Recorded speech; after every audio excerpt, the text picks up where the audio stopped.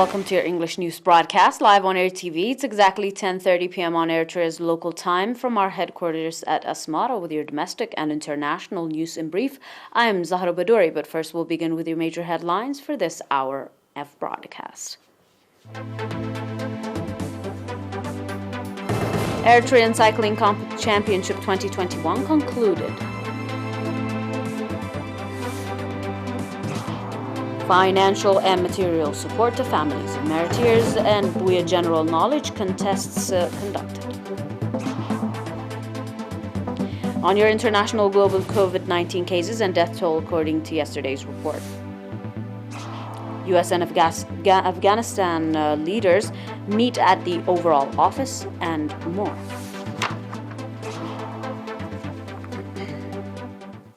Welcome to your domestic in brief. The Eritrean Cycling Championship 2021 that began on 25th June with individual time trial competitions in elite groups and under 23, as well as in women categories, concluded today, 27 June, at the Salah Daro Asmara Road, covering 155 kilometers.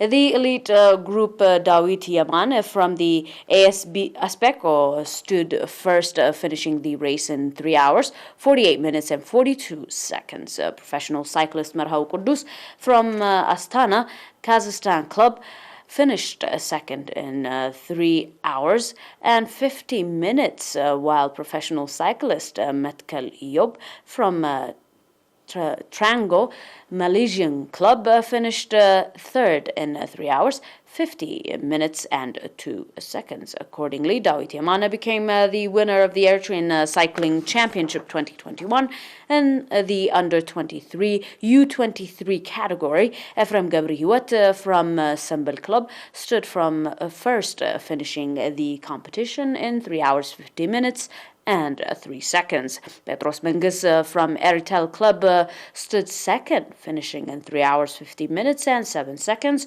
while Hagar and Mariam from Eritrea club stood third, finished the race in 3 hours, 50 minutes and 24 seconds. In the individual time trial race elite group that took place on the 25th June, professional cyclist Marhaba Kudus stood first and became the fastest cyclist in the Eritrean Cycling Championship 2021. Professional cyclist Mahsab Dabasai from the Bike Aid German club stood second, while Dawit Yamane from Aspeko club stood third.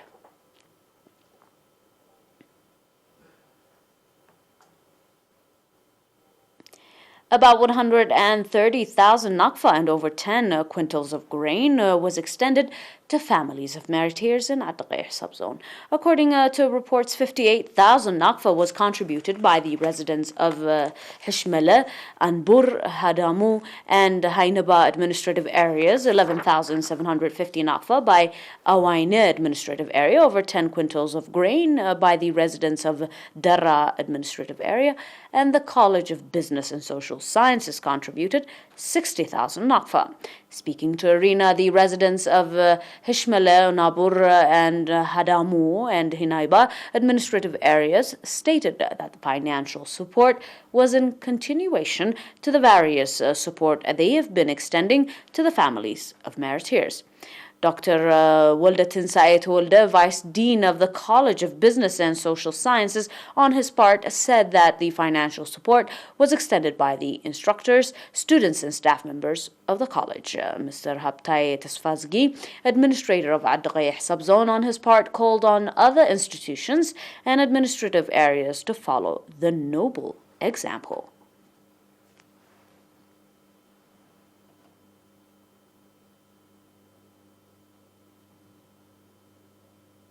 On your final domestic, Buya contest on historical knowledge that have been conducted in the Central Region in connection with the 30th anniversary of our independence was finalized on the 25th of June.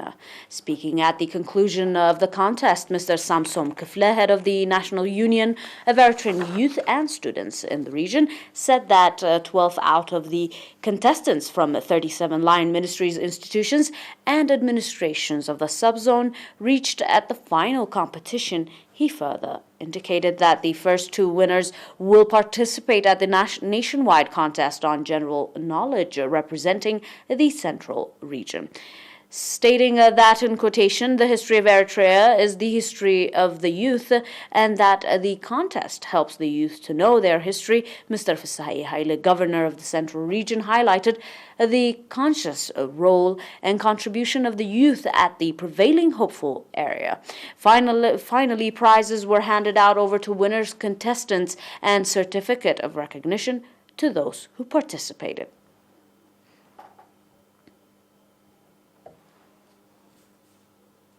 Up next on your brief international, do stay with us for more.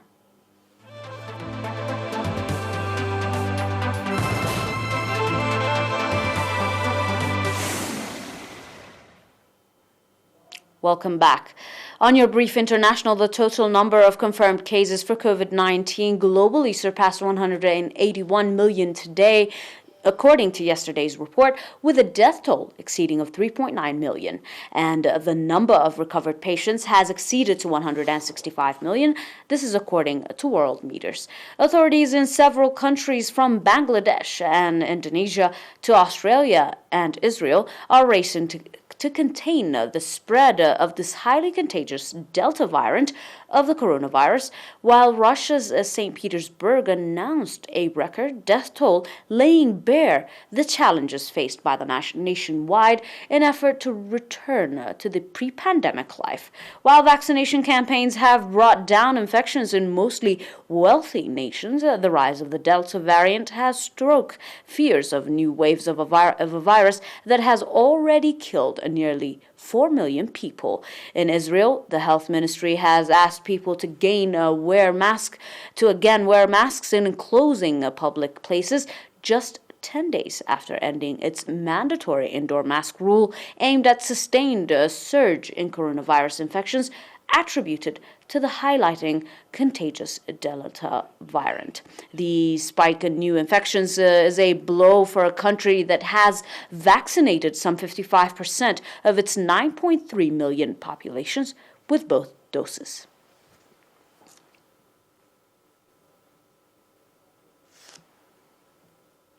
President Joe Biden said on Friday, June the 25th, at a meeting with Afghan President Ashraf Ghani that the partnership between the United States and Afghanistan, in quotation, is not going to be good sustained. Despite the planned out of U.S. troops, Ghani said he wanted to pay tribute to the 2,448 Americans who paid the ultimate sacrifice, unquote. He also reported that, in a quotation, "We are entering into a new chapter of a relationship where the partnership with the United States would not be military."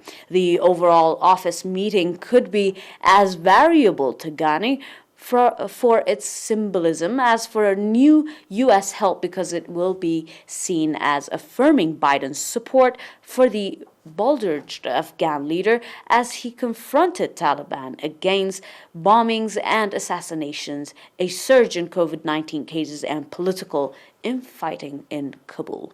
Biden's embrace, however, comes only months after U.S. officials were pressuring Ghani to step aside for a transitional government under a draft political occurred that they floated in a filed gambit to break a settlement in peace talks.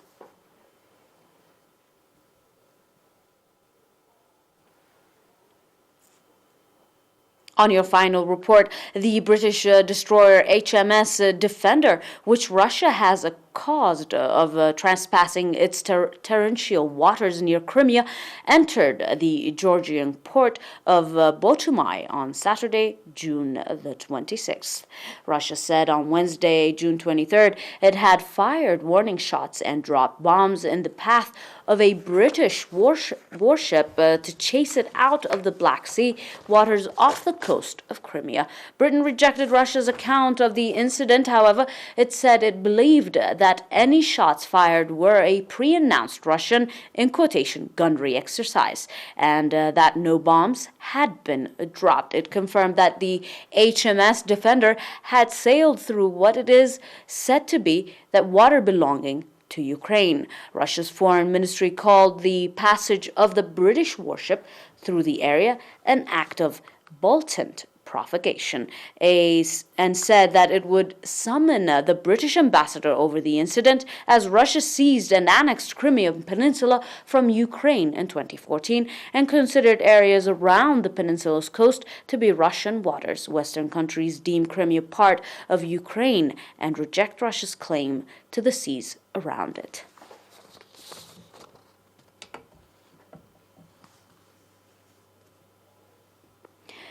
That is all for now with your domestic and international news, dear viewers, but these were your major headlines for this broadcast. On your domestic, Eritrean Cycling Championship 2021 concluded. Financial and material support to families of Meriteers and Booyah General Knowledge Contest conducted. On your international, global COVID cases and death toll according to yesterday's report. And U.S. and Afghan leaders meet at the Overall Office, and Russian-British destroyer enters the port of Botumai. That is all for now. Until we are back with some more news, stay and enjoy the rest of our programs. But until then, do have a nice one.